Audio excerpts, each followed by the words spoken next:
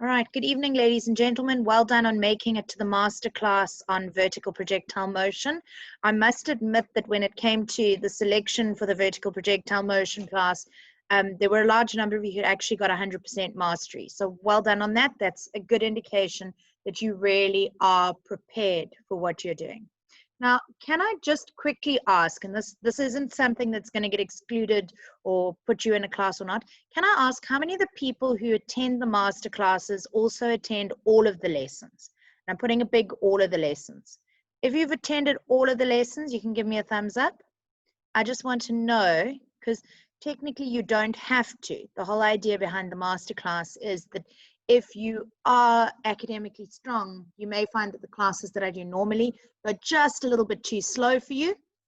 So the idea behind this is that we actually pick up the pace just a little bit in the master classes and make it a little bit more challenging for you. All right, so I'm going to be sharing a couple of past paper type questions with you this evening. As most of you already know, because I know a large number of you have attended master classes previously, the way that we do the master class is a little bit different from the way I do the normal classes, as in most of the work is actually you doing questions and me showing you how to or going through it at the same time. So there's quite a lot more hands-on exposure, which I think is really healthy. All right, so here is the first question that we're going to go through, and it's a multiple choice. The first two questions I set aside were both multiple choices because I think the multiple choice often gets overlooked, and it's not difficult, but it can be. Now, I know that this is very small font, but I haven't actually even managed to get into options C and D. So I thought we'd just discuss what the question is while you can still read it and then scroll down. So an object is projected vertically upwards from the top of a high building. There's the top of the high building, and it's projected upwards, and it strikes the balcony below after a certain amount of time. So it's projected here. Please note if it's projected, it must have an initial velocity. Okay, it comes down and then it strikes a balcony. So we've got a balcony sticking out here, hits the balcony and then bounces up. So it's going to technically hit the balcony going down and then bounce back up. And it strikes the ground below, so there's the last time that it strikes anyway. The collisions with the balcony and the ground are not elastic. So all of the collisions are going to lose energy, which means that the ball will not bounce to the same height that it originally reached right at the beginning. If it had elastic collisions, it would be able to bounce and then go right back up to the same height, then bounce and go right back up to the same height, and it would never lose any of its mechanical energy. All right, so bearing in mind that I think you've read through most of that, I'm now going to scroll down just a little bit and give you an option to look at the question. So it says, which of the following correctly represents the velocity time graph for the motion of the object? Now I'm going to ask all of you right now, I'm going to pause sharing. So I'm going to give you a chance to quickly choose which you think is the correct answer. And then we'll go through why it is the correct answer. When you've got to a correct answer, can I ask you please just to give me a thumbs up so that I know that you've reached that point? Okay, good.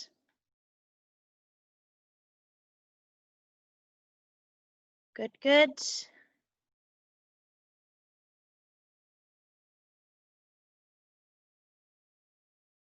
All right, so it looks like the majority of you, I think one or two of you may still be getting there, but that's okay. That's how we learn the things that we're doing. All right, so the answer that I got here, and I'm hoping now that I'm right, I got B. Now, please note, since this is effectively a bouncy ball, we would expect not to get anything that looks like C or D. So C and D we usually accept are not part of what we're looking at necessarily.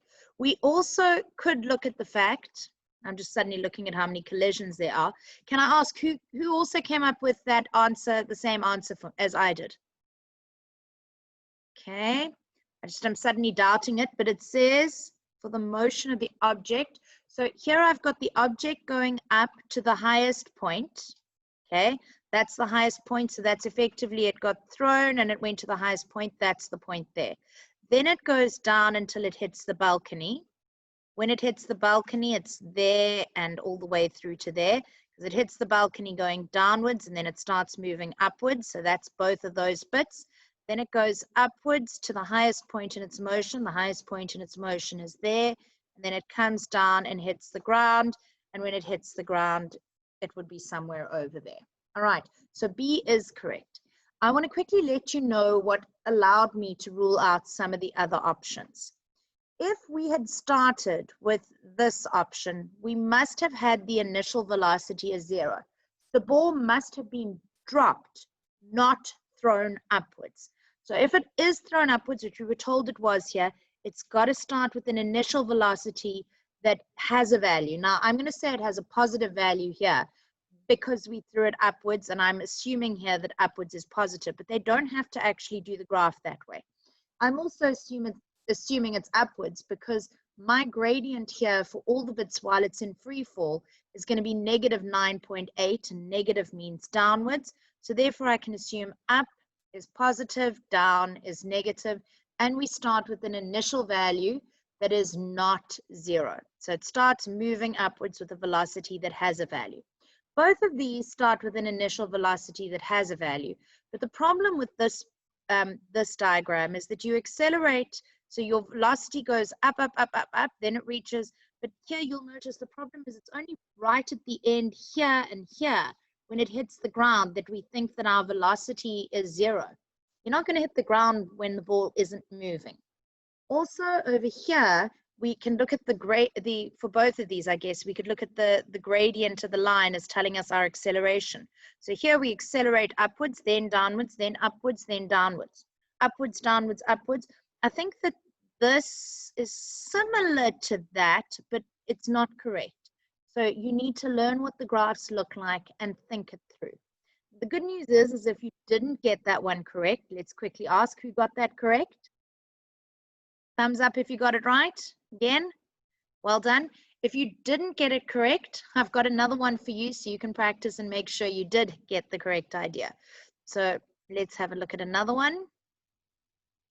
A solid rubber ball is held above a horizontal table and it is dropped from rest. It strikes the table and bounces several times. The collisions are inelastic. That tells me, we haven't yet really dealt with inelastic collisions, but if a collision is inelastic, then the kinetic energy initial is not equal to the kinetic energy final. So there's a change in kinetic energy. Which one of the graphs is the best representation of the variation of position of the ball with time? I'm going to quickly pause sharing and give you an opportunity to decide what your answer is. All right.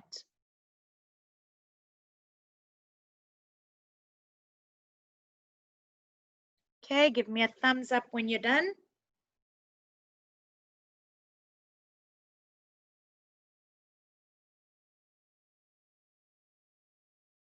Okay, good. For some of you, this was a very quick, easy one. All right, well done to the people that have just joined in and got it. Well done. So my answer over here is B. Please note it's got to be position versus time. This graph over here might be for velocity versus time. Remember, our bouncing ball velocity versus time graph can look like that, but not our position versus time. When the ball falls, it initially is not moving. And then remember the gradient of a position or displacement versus time graph. The gradient here tells us about our velocity. So we start off with a 0 gradient, which means we're not moving. And then the gradient gets steeper and steeper and steeper, which means that we are moving faster. We change when we hit the ground from a velocity one way to a velocity the other way, okay, which tells us that we effectively are changing direction, okay? So the gradient of our graph can actually go from being negative to positive. So accelerating downwards to, well, I guess it's not accelerating upwards. Sorry, not accelerating. Velocity is the gradient. So from moving downwards to moving upwards. At the highest point in each motion, you'll see that the gradient, which is our velocity, is going to be 0, 0, and 0. It's probably a little bit of overthinking it there. Most of you should be quite comfortable that when a ball bounces, that's what its position looks like. Just a quick important note, Us saying that it was inelastic means that if they gave you an answer here where it went to the exact same height every time, you'd have to ignore it. Because if that was the case, those would be perfectly elastic collisions. All right. So, well done to anybody who got all of those right. I think we're just going to kind of ease our way into a lot of them, and then we're going to move on to, well, right now, to some trickier questions. Please feel free to ask questions if you have any at any stage. The questions that I've got here mainly come from past prelim and June papers. I always try when we do these classes to get papers that not everybody would have access to, because otherwise it gets a little bit silly. If I'm just using past papers that anybody can get online, then you can kind of do them in your own time. Whereas here I tend to be able to get hold of rather tricky past papers that are a little bit more challenging. So over here we've got a picture and there's a juggler, and a juggler tosses a ball vertically upwards into the air. The ball leaves the juggler's hand at 1.22 meters above the ground. So there's the height of the hand above the ground, and has an initial speed of 12.20 meters per second. You will notice we do these that I always draw pictures if there isn't one. And if there is one, I always put information on the pictures. It's how my brain works. And I find that people who do really well in physics do the same thing. All right, so it has initial speed. On its return, the juggler catches the ball at a height of 0.91 meters above the ground. So effectively you throw it from one height and you catch it from a slightly lower height. Just a little note here, at the highest point in the motion, what is the velocity of the ball at the highest point in the motion? Anyone? You can shout. The velocity is 0. What did you say it was? It's 0, ma'am. 0, good. So our velocity, fantastic. A lot of you have written the answer there, fantastic. So at the highest point in the motion, the velocity is 0. It's so important that you know that. Next question, what is the acceleration of the ball over here? Anyone? At that little dot that I drew. I know you know this, okay, so I've got an answer here, negative 9.8. Technically, it's 9.8 meters per second squared downwards, but we're going to assume that if you're saying negative, it's downwards. What about if I did it over here? What is the acceleration at that second dot? Anyone?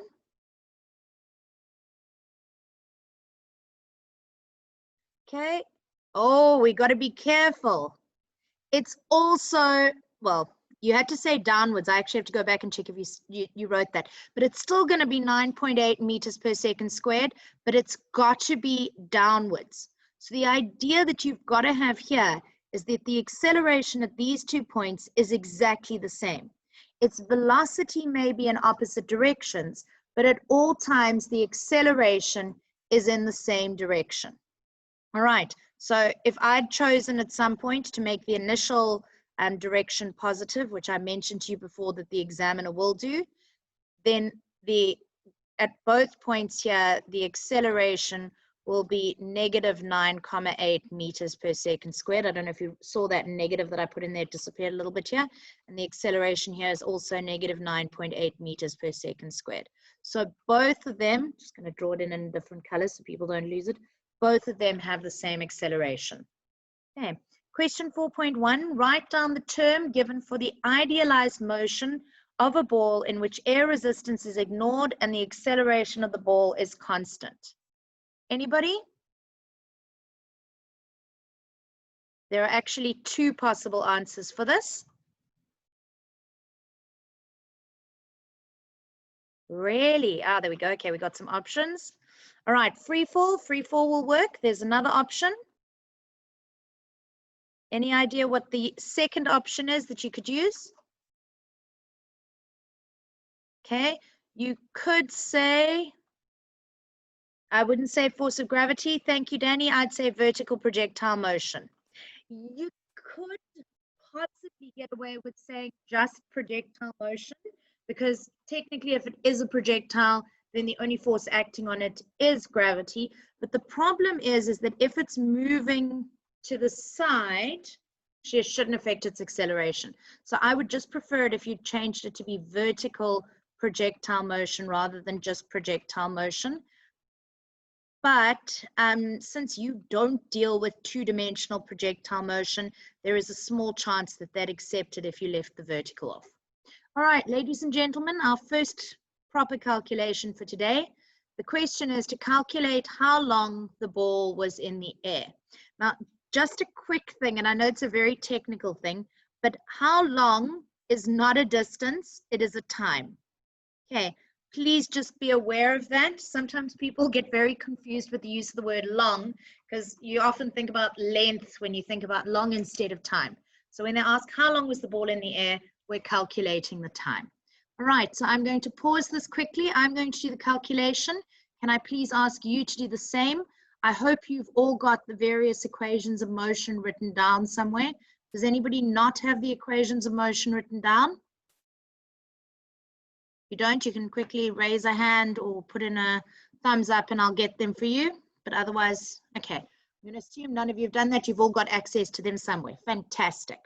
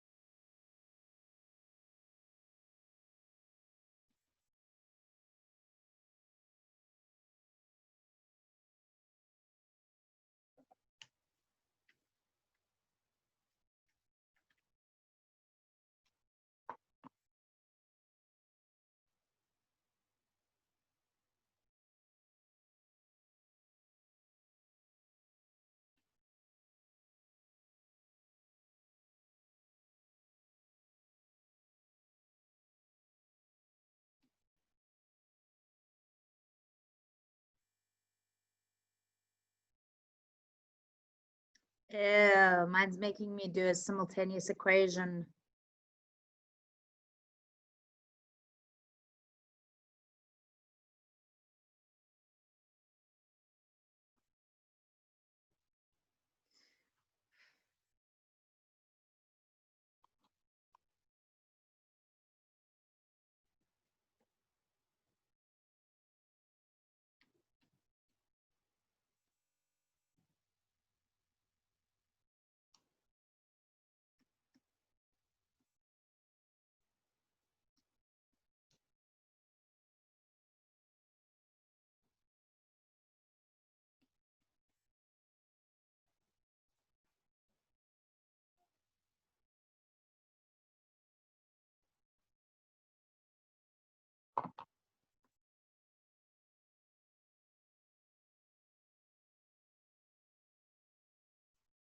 I'm hoping that this is going to work correctly. Last time I tried to do formulas on here, it didn't like me very much, so I'm hoping it's going to work this time.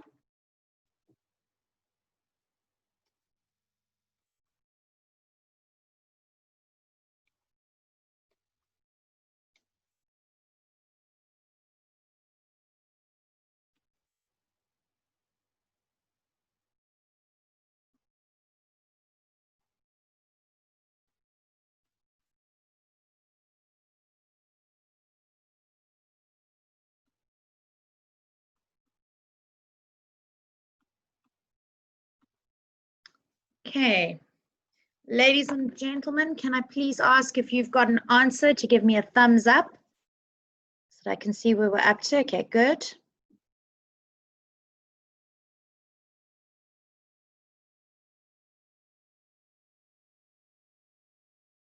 Is anyone very stuck?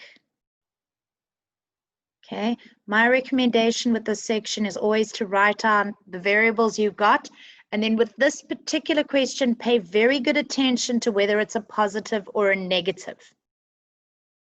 Okay, so if you pay good attention to whether it's a positive or negative, it should be easy.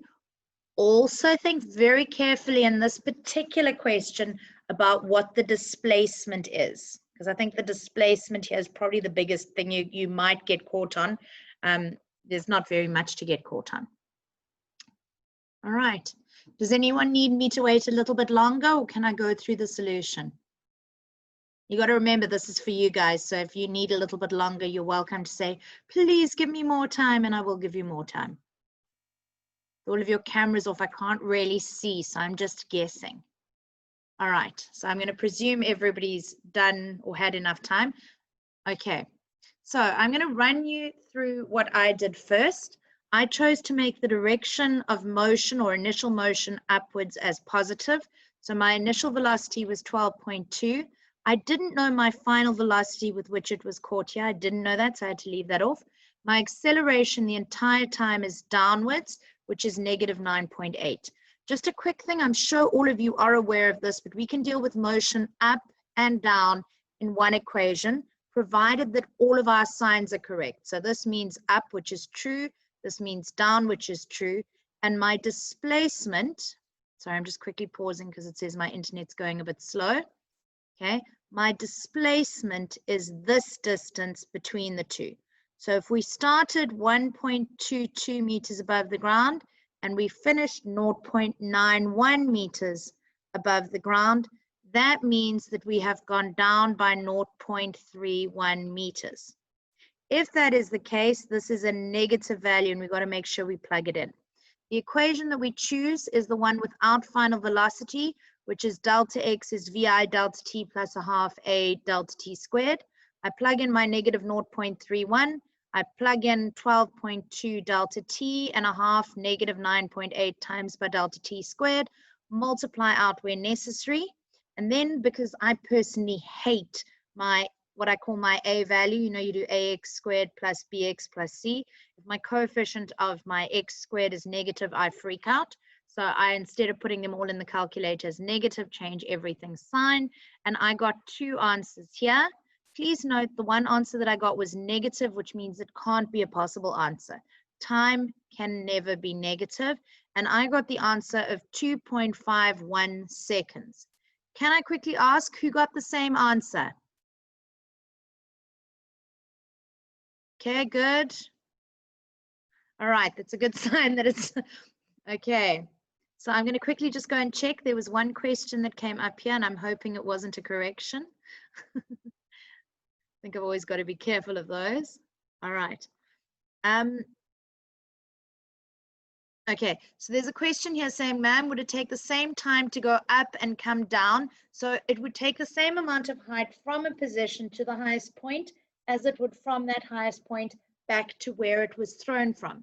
The reason that you couldn't do this very safely here, I guess if you really wanted to, you could split this up into a motion from the bottom to the highest point, and then you can split it into a motion from the highest point back down to there, and then you could even add in a third one, but my gosh, does it get complicated, and then you're adding lots of different times. All right, so those are just all of the different aspects. And then you've got a question for 4.3, which says calculate the speed with which the ball strikes the juggler's hand when he catches it. So we effectively want to know the final velocity of the ball when it hits his hand. Now, I know that there's this temptation for a large number of students for some reason to say that it's zero. It hits his hand and it comes to rest, so it hits his hand, not moving. That's nonsense. It comes to rest because his hand exerts an upward force on it. Also, we're not giving you 5 marks for saying zero. So hopefully, if you hadn't already realized that it couldn't hit his hand with a velocity of 0, that should be enough to dissuade you. Can I ask you right now if everybody can please do question 4.3 to calculate the speed with which he catches the ball when it lands back in his hand at a height of 0.91 meters. Okay, yet again, I'm going to quickly pause so that I can give you a chance to do it without getting the information immediately. All right, go for it.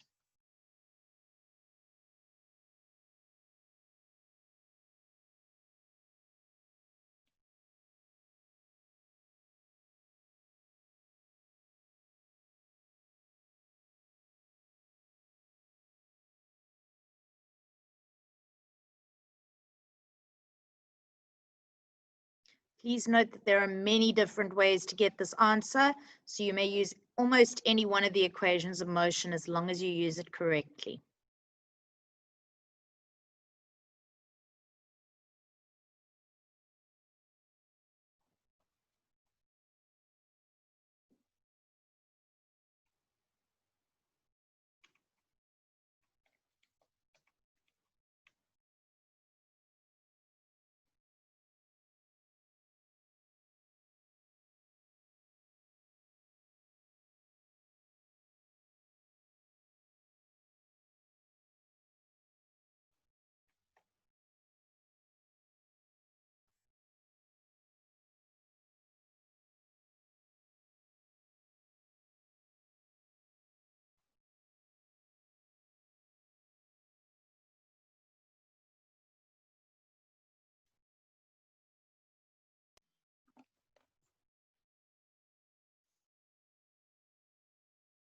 Is there a question, Kayla?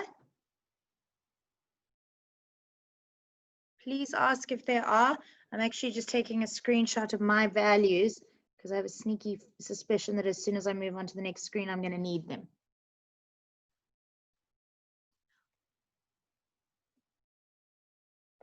All right, can I ask who's got the answer? As soon as you got the answer, you can give me a thumbs up or you can say, there, good. That looks promising.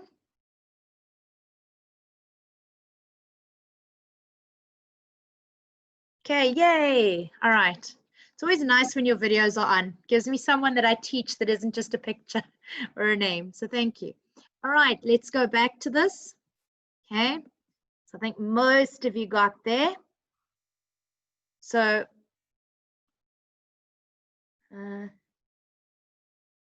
sorry, just wait. How particular are the examiners about unrounded answers from previous questions?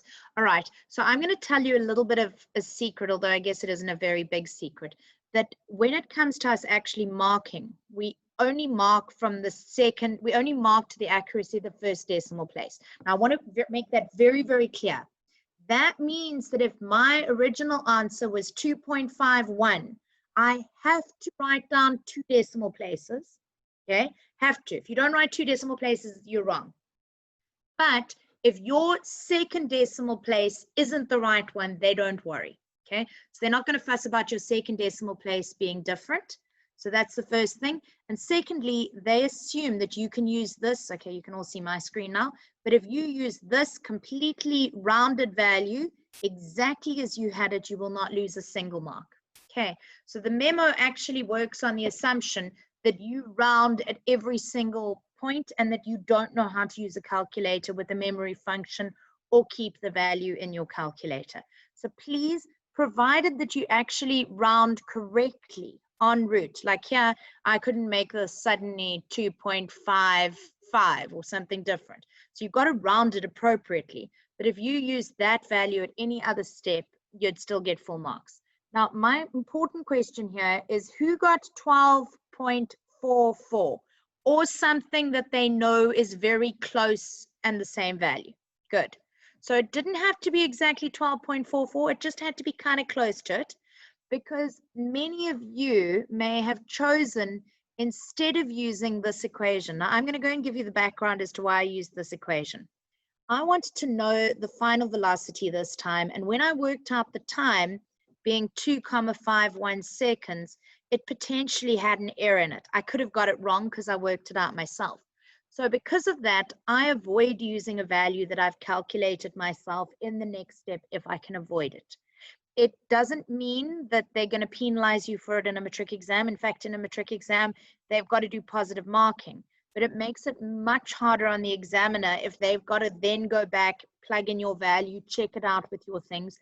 And sometimes it gets missed. It's not very common. They really are good and thorough. But there's a small chance that it gets missed. I know that if I go back and do it with only using the values that I originally was given, I've got a better chance that mine looks like the memo and therefore that I get it faster. So that's just my logic behind it.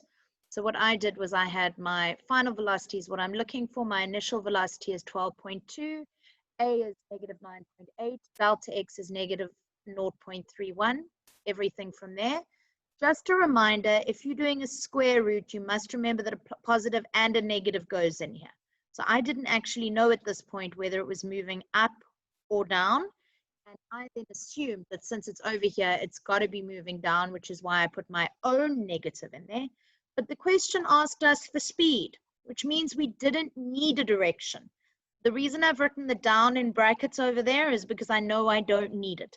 Sometimes we like to show off, and you can put in a direction for something where you didn't need it. But ideally, if you then want to show that you also knew you didn't need it, putting brackets around it is not a bad idea. All right. Okay, no, with this calculation there, yeah, 5 marks is quite generous, you're right. This did come from a prelim paper, so it should have been pretty average in terms of the marking. Usually if we mark here, it's 1 mark for formula, 1 mark for substitution. Sometimes we split our marks for substitution, Like usually if we use this equation, there's 1 mark for the left-hand side and 1 mark for the right-hand side. Here I did nothing on the left-hand side. So I can probably push it to 2 marks there. And what, yeah, you're right. I couldn't justify really giving more than 4 marks. 4 marks is a push there. All right. That's not the most accurate. We were evidently feeling very, very generous when this question was asked. All right. Is everybody happy with this bit of the question so far? Everybody happy? Okay, good. So now we're going to carry on with it. Now I'm going to ask just quickly, because I think that the second part of this question involves you having to draw graphs, if I've remembered correctly. Can I suggest that you just quickly make a little note for yourself of what the time was? Let me just quickly see if I can clear my things that I've also got that. So you want to know what the time was, and you want to know what the velocity was. So it's 2.51. So I may have to come back here and remind myself of the little bits, or I may ask you in just a second. All right, so I'm now going to, actually, I don't want to stop sharing. I don't know if I did stop sharing. Okay, yeah, I didn't. Okay, I'm going to quickly clear, and then we're going to scroll down. So the next part of this question asks you to sketch a velocity time graph to represent the motion of the ball from the moment it is projected from the juggler's hand until it is caught. Indicate the following values on your graph: the initial velocity with which the ball is projected, the final velocity with which the ball was caught, and the time at which the ball was caught. Please note with this, you do not need to know anything or a numerical value for anything other than those three. Sometimes people get very caught up because they want to make their graph perfect. They want to know all of the times and all of the velocities. You are wasting your time if you do anything more than just what they ask you. All right, so just to give you a bit of a heads up, I would say that your velocity time graph should start by looking like this. I know I'm not giving you very much of a time graph or very much of a heads up, but you're basically looking to have a graph that's got velocity in meters per second and time in seconds. Okay, from there, you're on your own. I'm going to quickly pause. I'm going to give you a chance to do it, and then we're going to compare. All right, good luck. I'm going to go back and look at my phone for my values.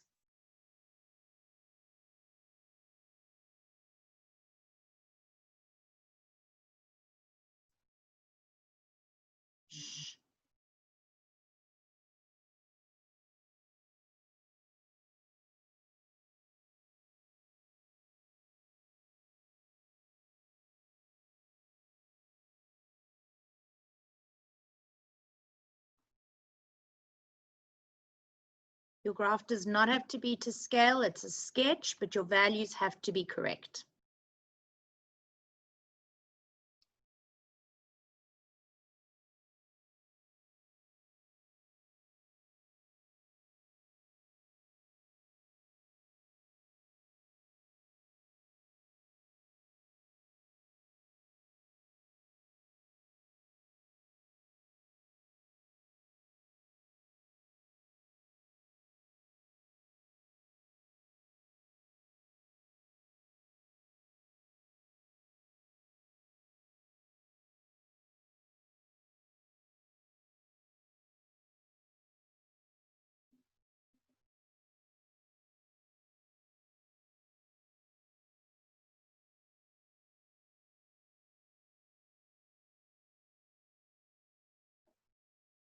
Okay, when you've got a finished graph, please just give me a thumbs up so that I can know that you're there. Good. My recommendation for all graphs in your exams are to draw them in pencil, for the simple reason that if you mess them up, the last thing you want in an exam, I guess you are lucky that you got exam booklets so we can kind of cross out the page and keep going on the next, and that's fine. But quite often the mistake that you've made is relatively small. You want to be able to erase it, not have messy crossing out. All right. Okay. Are we nearly there? Fantastic. All right, so one of the things that you've got to realize here is that you actually knew all of the three values that they asked you to put on it. You knew that the initial velocity was 12.20 because it was positive. The final velocity was negative 12.44. Please note these should both be meters per second, but I don't have to write them each in because I've got my units in brackets there. And the time at which the ball was caught was 2.51 seconds. So I start with my initial velocity being positive and my final velocity being negative. This is the highest point in the ball's motion, but we don't need to know at what time that happened. We can just ignore it. We do, however, know the time at which the end of the motion was. All right, quickly going to check who got that one correct. Yay. Now, please note, if you'd chosen to make downwards positive, your graph would look a little bit different to mine, but not exceptionally different. I'm going to do a very rough sketch, but all that you'd have done then is you'd have had something that went this way. You'd have started on negative 12.2. You'd have finished on 12.44, and you'd still have had this time as being 2.51. So in an exam, if they've never told you which direction to make positive, you can go either way, but I usually recommend that if you stick with the direction that the ball or the object originally moves in, it usually matches the memo a little bit better than if you flip things upside down. All right, so I hope that that makes good sense. I also personally like to make up positive and down negative. It kind of fits the version of my world, which is I see up that way and down that way, but you have a choice. All right. Question 4.5 says sketch a position time graph to represent the motion of the ball from the moment it is projected from the juggler's hand until it is caught. Use the ground as the zero positions. The ground is a zero displacement. And on your graph, you're going to indicate the height from which the ball was projected from the juggler's hand, the height at which the ball was caught, and the time at which the ball was caught. I'm just going to quickly pause. This one should be relatively straightforward and quick. So quickly try and draw that one in. All right.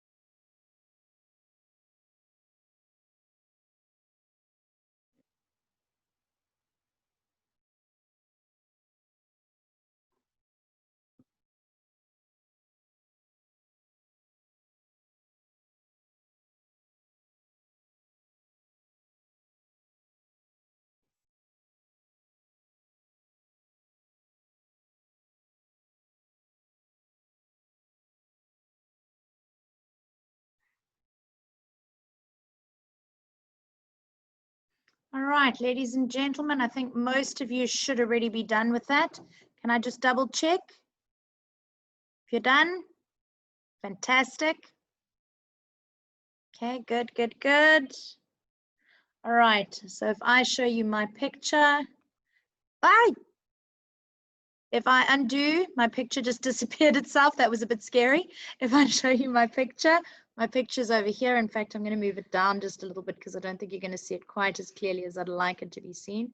So I think it had the numbers fall in the way there.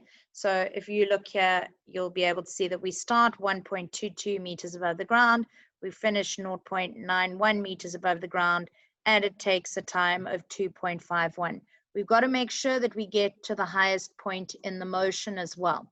So just so you know how we usually mark these, there are a couple of different places where we give you the marks. Usually for any itemized item, there's one mark for having the correct value. Good news, even if you got the wrong value in your calculations, if you plug it in here, you get full marks, okay? Secondly, we'll usually give you a mark for the shape. So there's a chance here that the mark will be for a straight line with a negative gradient. And then quite often if it's an extra mark, it's for detail. And the detail here was that the line should have less distance on the top than on the bottom. Okay, so over here you might be able to say, well, since I got to a lower velocity, this has to go down lower than to the exact same height. So if this was a certain distance, this has to be lower than the same distance. Here, this is for 4 marks. So there's 1 mark for each of those values. So that value, and that value, and then 1 mark for the shape.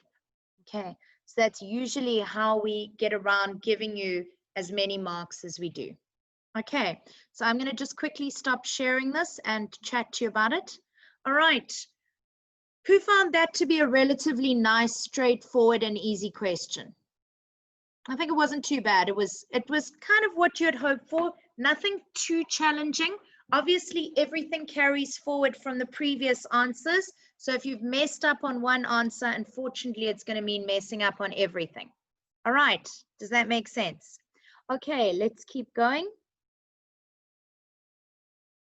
All right.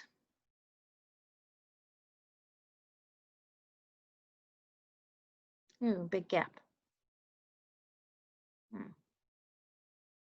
All right, this is a little bit of a nasty one, but it's not impossible. I must be honest, I've edited this question just slightly because some of the parts of the question referred to momentum and impulse, and I took out the momentum and impulse because I decided we didn't need them, and I managed to edit the bits out so that you didn't need to know them at all.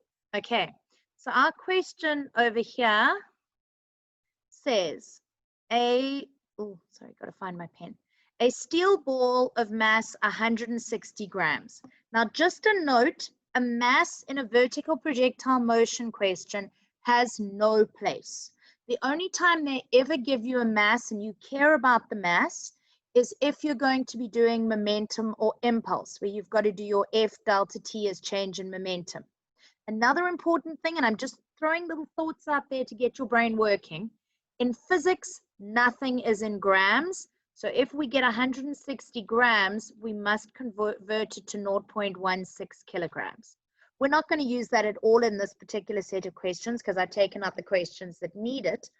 But very importantly, I would like you to just remember little things like that. So a steel ball, it's going to, if you can imagine, 160 gram steel ball is quite big. Okay, so it's like a heavy marble. Is thrown vertically upwards with a speed of 3 meters per second from a certain height above the ground. Now, I'm going to be honest here, I've got to draw a picture. If I don't draw a picture, this falls apart. So I'm going to throw it upwards, and when it's thrown upwards at 3 meters per second. A thin horizontal glass pane is pushed in the path of the ball on its way down. So please note, it may have this happen before or after it would have reached. So I'm not 100% certain yet whether it goes to the highest point. Okay, so and then it's on its way down and it crashes. So I'm not quite certain if it crashes over here or whether this is actually over here. Okay, so I'm not certain whether it crashes above or below its starting point. They haven't yet told me. Okay. So the ball crashes through it and then continues downwards, eventually bouncing on the ground. Okay, so we might be able to say that it bounces on the ground somewhere later over here. We'll go and have a look at that just now. All right, so you are asked to ignore the effects of air friction, which is normal for any vertical projectile motion, and assume that none of the broken pieces of glass stick to the ball, so its mass hasn't changed. The velocity time graph for the motion of the steel ball from the point of projection, which is here, is shown below. The graph is not drawn to scale. Just as a hint, the reason they didn't draw it to scale is they don't want you to be able to measure things and be able to, t is equal to a certain value because I measured all of the lines and that's what it gave me. All right, so your first question is to identify 2 sections using the letters A, B, C, D, E, F, and G, where the acceleration of the ball is not equal to 9.8. This should not take you very long, so I'm just going to quickly pause it and give you a second to do that, and then I'm going to give you the answer straight afterwards.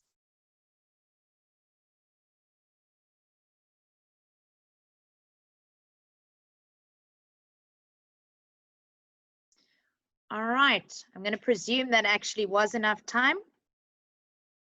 So I want to point out to you that the ball was thrown upwards. Upwards is +3, so in this case, upwards is positive.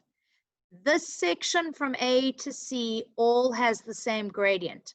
From D to E has the same gradient, and from F to G has the same gradient. If we were to draw them, we'd even draw them using parallel lines, and that gradient represents the acceleration, and it's the acceleration due to gravity, so it's a gradient of -9.8 meters per second squared. All right, so therefore the only bits that don't have that are C to D and E to F. So basically what's going to happen with C to D is that when the ball hits the glass, it slows down. It hit the glass traveling at -1.9 meters per second, but when it eventually moved through the glass, it had lost energy, kinetic energy, so it was now only traveling downwards at 0.6 meters per second.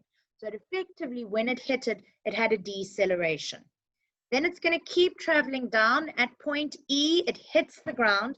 And when it hits the ground, it's going to, I always do this, it goes, ooh, okay, you can imagine like kind of a slow-mo as it comes in, it hits the ground, and then recoils upwards. So this point E is when it hits the ground, and the point F is when it leaves the ground. So E to F, okay? And then G would be the highest point that it reaches because it actually bounces after it hits the ground. Okay, so the first question we've got to do is to calculate the maximum height that the ball reached above the point of projection. Now, I want to just point out something important with this. Normally, when we give you graphs of motion, we expect you to use area under the curve and gradient. But if they don't specifically say use information from the graph or do not use equations of motion, you may use equations of motion. And I'm about to tell you for this particular question, it is way easier to do equations of motion. If you were not doing equations of motion, you'd hopefully realize that B was the highest point over here and that your maximum height would be this area. But the problem is you don't know the time of B. So you're going to hopefully instead want to use equations of motion. So I'm going to quickly pause this and I'm going to give you a chance to work that out using equations of motion. All right, go for it.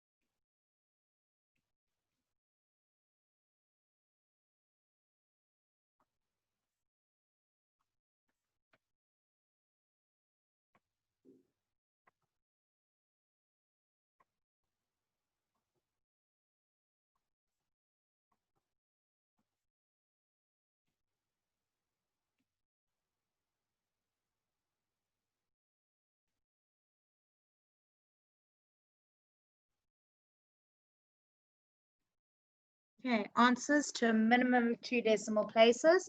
Can I just quickly check if you've got an answer when you get there? Thumbs up, thank you. Okay, wonderful. All right, it looks good. I think that's enough time for almost all of you. We've got 10 minutes left and I'd love to be able to finish this in time. So I'm going to resume my share. So please, you have to note that when we're going to the maximum height, that means we're going from here to here, which is just this area. We're not going to the height when it hits the pane of glass. So my initial velocity is 3. My final velocity is 0 because it comes to rest at the highest point in the motion. The acceleration is negative 9.8. In fact, you could even have said that the velocity was 0 from there. Then you'd have had to remember that's how it works. And we're not caring about the time it takes till B. We're caring about the displacement. So if you plug all of your values in, it's 1 mark here for the formula, 1 mark for the substitution, and you rearrange, you should have got an answer of 0.46 meters. Can I see you got an answer of 0.46 meters? Brilliant. Please, if you change that, or if you wrote 0.4591, or you put in more decimal places, there's nothing wrong with having more decimal places. Your instructions specifically say a minimum. Now we're going to get a little bit tricky. Not impossible, just a little bit harder.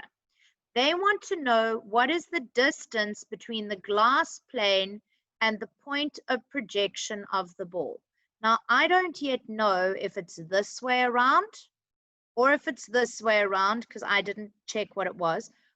But what I can tell you is that we can work out how far or what displacement the ball covers here. Okay, does that make sense? This is the displacement that it travels up. This is the displacement here underneath that it travels down. And we can work out which one is bigger. Now, we're not going to be able to work out this area because we don't know all of the time values. So it becomes a bit of a problem. But we can use our equations of motion to work out how far a distance it falls downwards. Let's just actually be careful. How far a distance it falls downwards till the glass plane. I lie, I'm going a little bit too far. It's only going to be until it hits the glass plane. There. Okay, I don't think it's till it bounces up. All right, so I'm going to quickly pause this and I'm going to give you a chance to get to the answer. Go for it.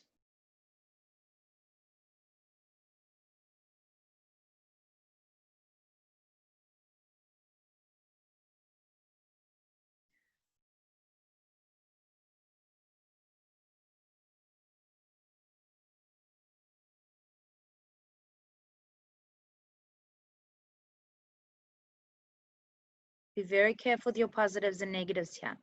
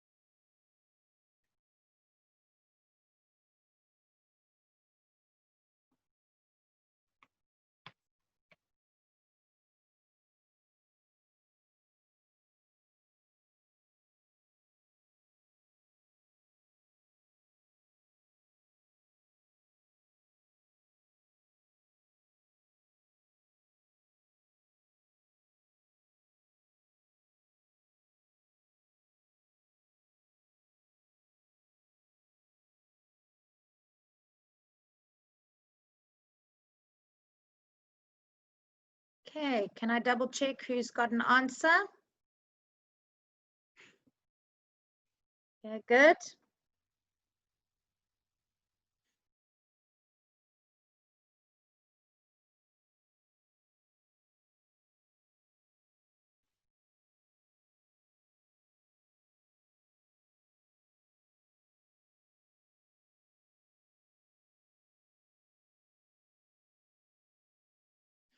All right, ladies and gentlemen, I'm going to share my answer with you. I'm hoping here that it's correct. So what I did was I said that we start from 0 here, and when we hit the pane of glass, we're traveling at negative 1.96 meters per second. Please note it's negative. My acceleration is negative 9.8. Since I don't know time, but I am looking for displacement, I use this equation. I substituted everything in, and I got a displacement of negative 0.184 meters, which means that from point B, it's 0.184 meters downwards. So if the steel ball went 0.46 meters up and 0.184 meters down, the distance between the plane of glass and the projection of the ball is going to be the difference between these two values, which is that value. Please, if you rounded this up to 0.27, that's perfectly fine. That still gets you the mark. Can I ask who got the same answer as me? You get the same answer? Good, good, good, good. Right, well done. Okay, so that's just one of the little things that I want to quickly make sure you're aware of here is that if you call this the displacement, you've got to call the distance between the two either h or d. I think d may be appropriate for distance. It doesn't really matter what variable you use, but don't use delta x because our delta x here was the displacement that it went from there to there. So just be aware of that. Okay. You also could not go from here directly to the bottom very easily. Actually, maybe you could. Maybe you could have gone from there right the way to there and worked out the overall displacement. Maybe that might have worked as well. Okay, just a thought. Okay, I think that may also have worked from 3 to negative 1.9. You wouldn't have known time, but you did know acceleration, so that also could have worked. All right. So, ladies and gentlemen, everything that we've got here, I'm just quickly going to put as information inside here. I know it feels a little bit weird, but I think it'll make better sense. I'm going to write 0.46 meters there. And up till here, I'm going to write 0.184 meters there. That's all I need from all the bits here. Because what we're now going to do is we're going to answer the question, after crashing through the glass, the time taken for the ball to reach the ground is t. So that's when it's finished crashing from the ground at negative 0.6 meters per second. It hits the ground traveling at 4 meters per second, time t later. And they say that analysis shows that the ball was in contact with the glass here. That bit of time in contact, it's not at all drawn to scale. This bit of time here is 1 divided by 1.2 times t. Okay? And your question is to show that the contact time of the steel ball with the glass, that's this value, to show that that value is 0.29 seconds. It looks big, it looks confusing, but it's actually really easy. I'm going to ask you to quickly do that. I'm going to clear my board while I do it, but I'm going to quickly pause sharing so that you can try and answer that last question.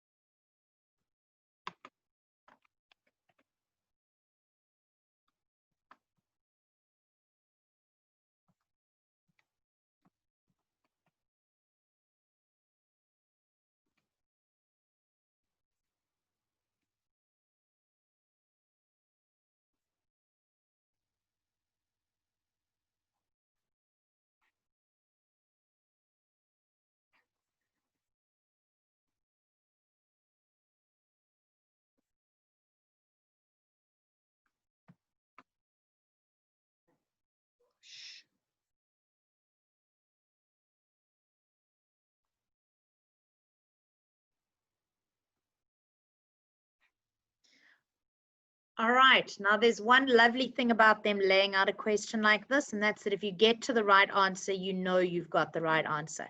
Can I ask, has anyone here managed to get 0.29 seconds? Is anyone a little bit lost about what they're trying to do? It is one of those questions where if you get it, you'll look at the mark allocation, and for 2 marks, it is dead easy. But I can also understand where people are coming from if they're looking at this and going, I don't know what's going on here. So my hint to you is to calculate the time t. Once you calculated that time, multiply it by 1 divided by 1.2, and you should get 0.29. Okay, a little bit sneaky. So I'm going to quickly resume sharing because we're right at the end of our time. And what I'm going to show you here that I did was I went from this point to this point, which is literally when the ball leaves after crashing through the glass, it leaves the glass and then it reaches the ground here. So it leaves the glass traveling at 0.6 meters per second. It hits the ground at 4 meters per second. Its acceleration is negative 9.8 meters per second squared because it's in free fall here, here, and here. And the question was just to find delta t. So here it's VF is VI plus A delta t. Plugged everything in, got my value for t. But that's this time. You then had to realize that they specifically had told you one value of t and then another value for the time that the ball was in contact with the glass. There it is. So if you worked out 1 divided by 1.2 times by the value of t, I got an answer of 0.289 seconds, which I rounded up to the same thing. All right, I just quickly want to show you the mark allocation for this particular question. This question here was only for 3 marks. The reason is they're not going to give you a mark for that formula. You've already used it once. So it's substitution here. Then I'd say it's substitution again there, so that you subtract the 2 from each other, and then it's answer. Over here, this was for 2 marks. So my guess, oh gosh, it's a bit of a tricky one where it is. 2 marks is a little bit schnup here. I'd give an extra mark. I'd say we haven't yet used VF as VI plus A delta t, so I want to put a mark there, and then maybe 1 mark for substituting that there and an answer. Actually, no, we don't give an answer mark here because they gave us the value. So maybe they were mean and they took away that particular mark, but I'd have said 3 marks here is relatively fair as well. All right, can I please suggest you take a photograph if you need to? All right, and then I'm just going to stop sharing. All right. Can I ask just quickly, I found with the last couple of master classes, I've pitched them a little bit too high. And I almost felt like, while it's nice to have a challenge, it's also nice to have things that you can still do. So this one was a tiny bit easier than some of the other ones, I think. I don't know if you found the same thing. Can I ask who learned something anyway? Anyone learn something? Okay, good. You don't always have to learn something. Sometimes it's just about practicing, and that's fine. In fact, with the selection criteria that we've got for these master classes, usually you'd be quite a master of them already. All right. Ladies and gentlemen, thank you very much for joining me. I hope that you have an absolutely wonderful evening, and I'll hopefully see you all again next week, Wednesday, at the next master class for organic chemistry question 2. Bye-bye.